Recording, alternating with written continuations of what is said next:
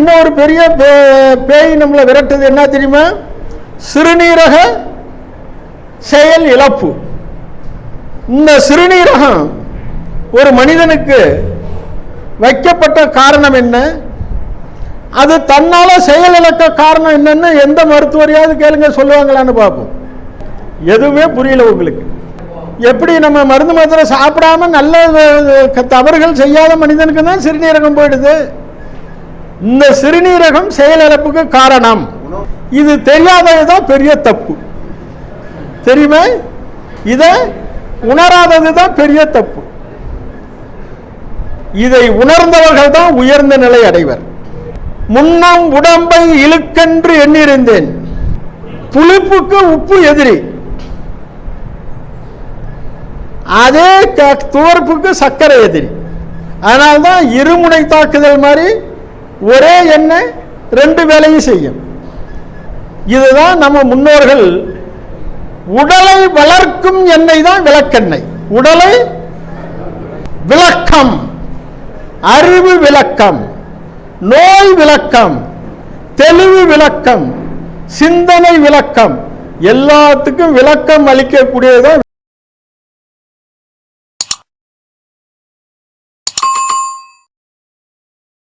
அதே மாதிரி இன்னொரு பெரிய பேய் நம்மளை விரட்டுது என்ன தெரியுமா? சிறுநீரக செயல் இழப்பு.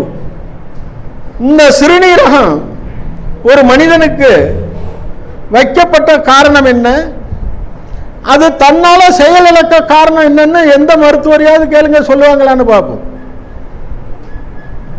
சிறுநீரகத்தில் நோய் வர காரணம் என்ன தெரியுமா? என்ன அது?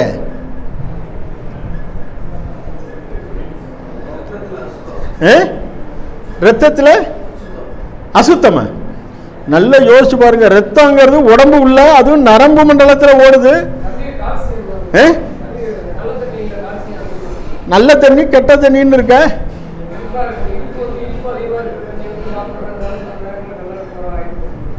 நல்லா எழுந்திரிச்சு சொல்லுங்க. சர்க்கரையை கரைச்சி குடிச்சா கால்சியம் நிறைய இருக்குமா? நல்லா யோசிச்சு சொல்லுங்க. மனிதனுக்கு சிறுநீரக பாதிப்பு வர காரணம் என்னன்னு கேட்டாங்க. உப்பு எப்படி நம்ம உணவுக்கு தேவையானது தானே போடுவோம். ஒரு கல்லு உப்பு கூட போச்சுன்னா நம்ம சோறு திங்க முடியுமா? இப்போ நீங்க உங்க வீட்லயே சாம்பார்லயோ ரசத்திலயோ மோர்லயோ ஒரு கல்லு கூட போச்சுன்னு வச்சுக்கோங்க, தின்னுடுவீங்களா? மல்லு கட்டி என்ன சொல்லுவீங்க? என்ன ஒரே உப்பா இருக்கு அப்படின்னு ஓரம் கட்டிடுவீங்க. உடலில் சிறுநீரகம் பாதிக்க காரணம் என்ன, அதை யோசிங்க. நல்ல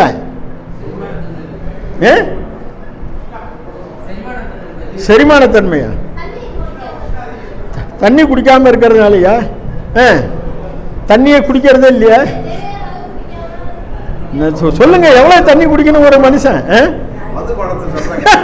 அந்த தண்ணியா? டாஸ்மாக் தண்ணியா?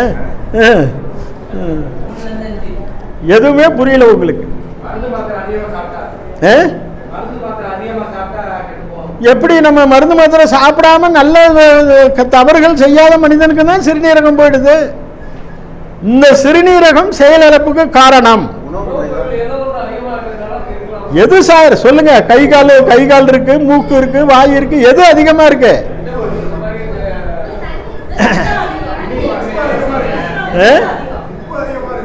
அதான் உப்பு எப்படி இருக்கும்? உஷ்ணம் அதிகம். இப்ப மேடம் சொன்னாங்க பாரு, அது மாதிரி கடல் நீர் காய்ந்தால் என்ன வரும்? அது மாதிரி உடல் நீர் காய்ஞ்சாலும் உப்பு தான் வரும். கடல் நீர் காய வச்சால் உப்பு, உடல் நீர் காய்ஞ்சாலும் உப்பு. இது தெரியாததுதான் பெரிய தப்பு, தெரியுமா? இதை உணராததுதான் பெரிய தப்பு. இதை உணர்ந்தவர்கள் தான் உயர்ந்த நிலை அடைவர். உடலின் பயனை யார் உணர்கிறோமோ அவர்கள் தான் உயர்ந்த நிலை அடைய முடியும். இதுதான் திருமந்திரம். முன்னம் உடம்பை இழுக்கென்று எண்ணிருந்தேன், முன்னம் உடம்பை இழுக்கென்று எண்ணிருந்தேன். இது ஒரு மாமிசம் போத்திய உடம்பு, மலஜலம் உள்ள உடம்பு, இது மாண்டு விட்டால் நாரும் உடம்பு. அப்படின்னா அதை கேவலமா நினைச்சிருந்தேன். ஆனா உடம்பினுள் உருபொருள் கண்டேன், உடம்பை இயக்கக்கூடிய பெரிய ஆற்றலை கண்டேன். அந்த உடம்பினுள் உத்தமன் வாழ்கிறான் என்று எண்ணி உடம்பை வளர்க்கும் உபாயம் அறிந்து உடம்பை வளர்த்தேன், உயிர் வளர்த்தேன். இதை விட உயர்ந்த நூல் உலகத்தில் இன்னும் எவனும் எழுதவே இல்லை. அப்பேற்பட்ட திருமந்திரம் இந்த உடம்புல உள்ள நீர் சுருங்கிவிட்டால் அதுதான் கல்லு. கடலில் உள்ள நீர் சுருங்கிவிட்டால் அதுதான் கல்லு. அந்த கல்லை தண்ணியில போட்டா என்ன செய்யும்? அது மாதிரி இந்த கல்லையும் தண்ணியில போட்டா கரையும். எந்த தண்ணியில? நீங்க சொல்ற டாஸ்மாக் தண்ணியில இல்ல, வாழைத்தண்டு தண்ணி எடுத்து மேல ஊத்திக்குவியா, வாயில ஊத்திக்குவியா? வாயில ஊத்துனா குடலுக்கு தான் போகும், கிட்னிக்கு எப்படி போகும்? வாயில ஊத்துற பொருள் அனைத்துமே இறப்பைக்கு போய் இறப்பையிலேருந்து குடலுக்கு போய் குடல்ல இருந்து கீழே வந்துடும். கிட்னிக்கு எப்படி போகும்? எந்த பழம் நீ புளிஞ்சாலும், நீ அபரிதமான அமிர்தத்தை குடிச்சாலும் வயிற்றுக்கு போய் கீழே தான் வந்துடும். சிறுநீரகத்துக்கு எப்படி போகும்? எப்படி ரத்தத்தை அறுத்து அதில் ஊத்திடலாங்கிறீங்களா?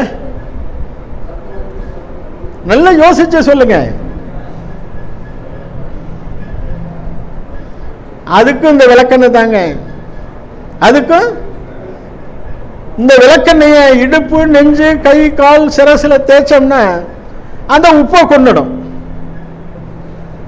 காரணம் என்ன தெரியுமா? ஏனால விளக்கெண்ணெய் சர்க்கரையும் கொல்லும், உப்பையும் கொல்லும். என்ன காரணம்?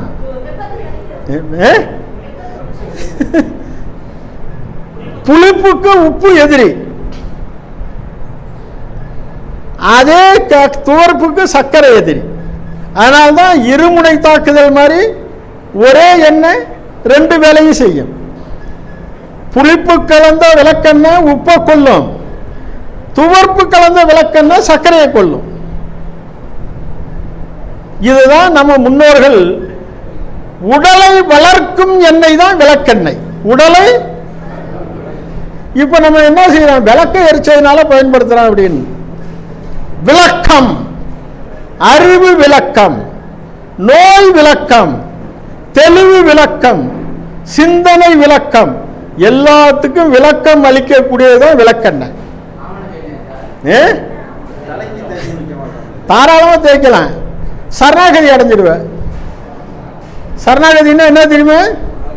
என்ன ஜுரம் வந்துடும். அதனால்தான் கழுத்துக்கு கீழே தேய்க்கிறது. தலையில வச்ச மறுநாளே நீ சரணாகதி அடைஞ்சிடுவ. அதான் அது காரணம் என்ன? விட்டு வச்சிருக்க எச்சரிக்கை இரு, திருந்தலைன்னா ஒரே சாய்ப்பா சாய்ச்சிடுவேன், அவ்வளவுதான். அதனால கழுத்துல இருந்து கால் வரையில தான் எண்ணெய் தேய்க்கணும்.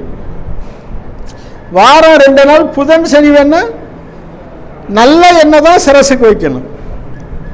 அதனால்தான் அதுக்கு நல்ல எண்ணெய்னு பேர் வச்சிருக்காங்க. எள்ளு எண்ணெய்னு ஒன்றும் சொல்லல, நல்ல எண்ணெய்.